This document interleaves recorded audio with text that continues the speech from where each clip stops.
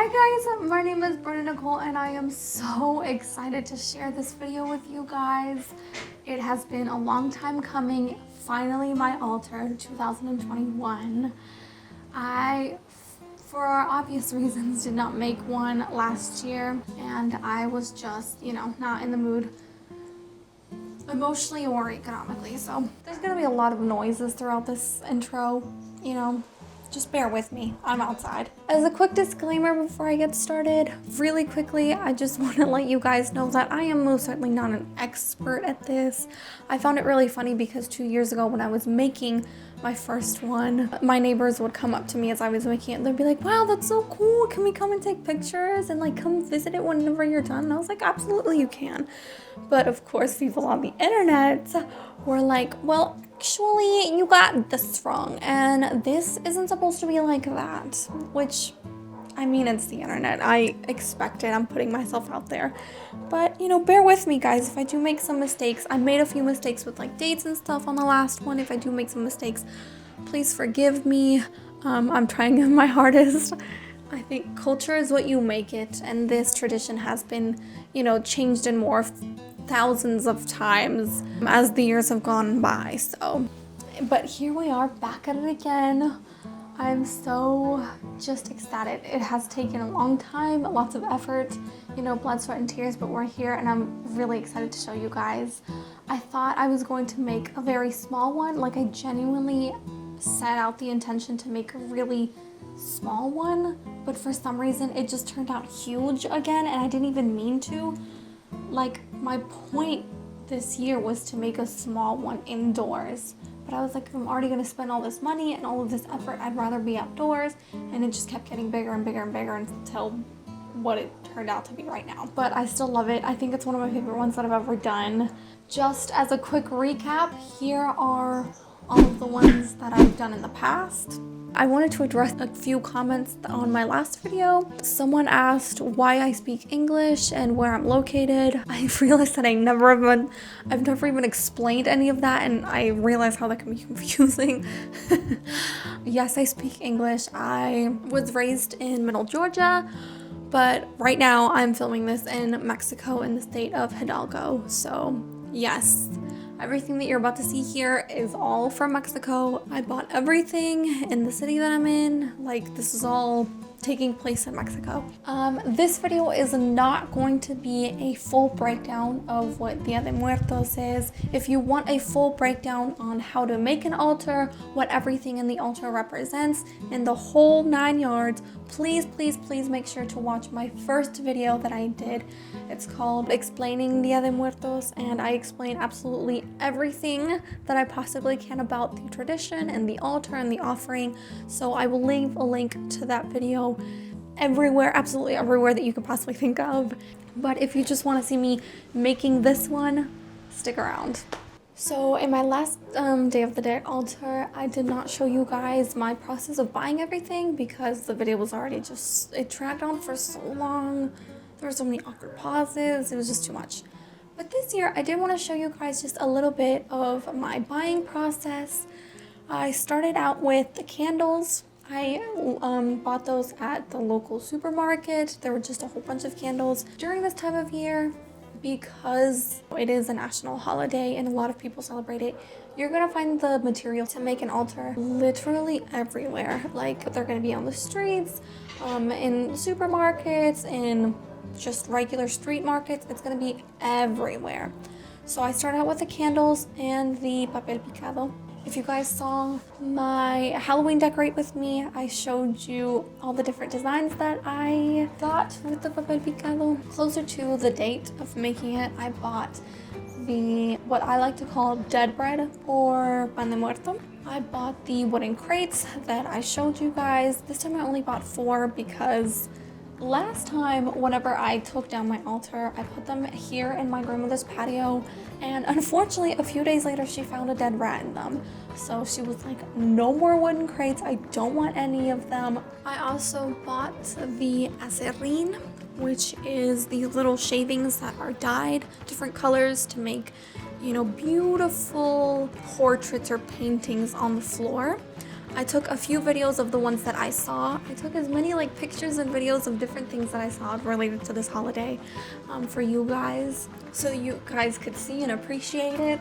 It's truly a work of art. It's unbelievable how they can even do that. They free-hand it as well, which is crazy. The flowers I unfortunately did not record because the day that I bought the flowers, it was crazy. This is a national holiday. Kids are not going to school on the November 1st or November 2nd this year.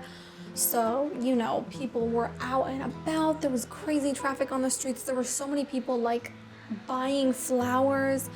And so I unfortunately didn't film that part, but I did put them in water once I got home because I bought them, you know, a day early because they were flying off of the shelves. And then it was time to build. I started kind of building everything and setting everything up the night before Halloween, so on October 30th. It took me a surprisingly long amount of time. Because I only had 4 wooden crates and I just used some boxes that I found. It took me a very, very, very long time to get the structure stable enough for me to, you know, be comfortable putting stuff on top of it. It literally took me like, I'm not even kidding you, like 2 hours in the scorching heat. Oh my gosh, it was so freaking hot that day.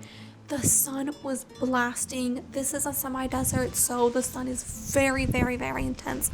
We're like 4,000 meters above sea level. It's crazy. And found a few paint cans and different little jars and stuff, and I just stacked them together and made this impromptu structure that was just sound enough to put a few things on top of. So after that, I quit because I was starting to get visual hallucinations, like a migraine aura. And I literally had to quit. I was like, the sun is so intense and I've been out here for so long. I had a narcolepsy attack. I took a gram of paracetamol so I wouldn't have a migraine and my head still hurt. So I just had to quit after that. I put tissue paper on it at night just so I could see if it was kind of working. And it looked pretty ratchet at this point, I'm not gonna lie, because, you know, it's just the base of it. I knew that I was gonna cover all of that up with acerine, so I wasn't really worried about it. Next day rolls around and I am, you know, super motivated again. I've slept off the exhaustion. So next I started with, you know, cutting off of all the flowers off of their stems, and I got my sister to take the petals off of the more dried ones because, like I said, it was so hot. A lot of the flowers had unfortunately dried, even though I did put them in water. You guys have seen this process before. It takes a very long time. I think I bought around maybe 300 flowers, so it took us around 2 hours to do that. And then after that, I started making these little garlands by sticking a needle with thread through the flower and just like pushing it towards the end of the string. They have a name. I'll insert it here. I completely forgot what it is. And I had seen someone else do that to their altar, and I was like, I totally want to do that with mine this year because I had never done that before. And so we started making these little garlands, and I thought that they would be perfect to make the archway. As you guys know, the arch is pretty much the portal of which these these souls are going to enter. So we started making that. I also completely forgot this part, but I also took down all the papel picado that I had inside my house and I put it on the little ledge above where the altar was. I just taped it. It was already on string, so I just taped it just so I could, you know, kind of like expand the altar vertically a little bit more. It was so windy and so cold, which is the literal opposite of the day before. And it started to look like it was gonna rain, even though Google swore to me that there was no chance of rain, but the sky was saying something completely different. Thankfully, it did not rain. The sky was a little angry, but you know, the wind blew the clouds away. So that was, after that, I had to take a break. We had been going for like hours and hours at this point. And then it came to nightfall. I started taping the rest of the papel picado just around the sides of the crates because, you know, that's how you traditionally do it, and I've always liked the look of that. And I also started hanging the little garlands across the crates. I also put a few flowers on the big vases that I had. Also, some of you asked me if something like weird had happened with my last altar, if I had seen like any signs that someone had come and visited, and yes. Okay, so this is a Pan de Muerto, and I had placed one exactly like this. Well, this one's stuffed, the other ones weren't.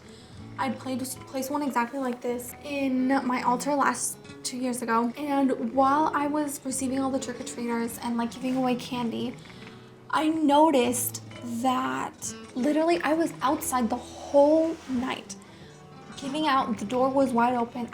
It was in my direct line of sight, my altar, and this had been bitten into like this, and placed back down. And at first I was like, okay, it must have been like a little kid, you know, a little kid saw it and they like grabbed it and they started eating it, and their mom was like, no, put that back. But then I started really thinking about it, and the altar that I made was pretty tall. The tallest part, the top tier, was like right at my line of eyesight. Like, it was pretty tall. And these breads were in the second one, like the second tallest one. So a little kid, I don't think could have gotten that, like reached up that high to get it. And then I was like, okay, well then maybe it was like a cat that, you know, got on it and started like nibbling on this bread. But it had been placed back down like this. And the reason why I noticed it is because this part, like this, was facing me. And so I like looked at it and I was like, that's so strange. And I took it out and I inspected it. And it's so weird that someone, like, you guys saw how weird it was for me to eat it like this, because it was eaten at the bottom rim instead of just like regular like this. And it was strange, and it was literally exactly like this. And for some reason I didn't think anything of it. I was like, either it was a cat or a kid, and I didn't think about it twice. What is wrong with me? That's so weird. Like, it was very obvious that it was, you know, something else. And so we get to today. This morning I woke up very early and I started putting the acerrín, and then I started putting the rest of the little flowers on there. I put the rest of the bowls and the decorations on there. And then when it got slightly darker, I put the cross on the ground with the petals, because there's a weird like oil patch down there from the car. And I really wanted to cover that up. Like, my grandma was like, you better cover that up because that's gonna look really weird. And I finally put the finishing touches on it. The candles, the rest of the food, the sugar skulls that I found. You guys, look at how gorgeous they are. They're literally made out of white chocolate and they smell amazing. And I also found these little cookies that were handmade by this local artisanal candy shop, and they had like a huge array of different things. They had skulls that were like this big that were made out of pure chocolate, and they're all like handmade, they're all hand painted, and they were so stunning. And here is the big reveal.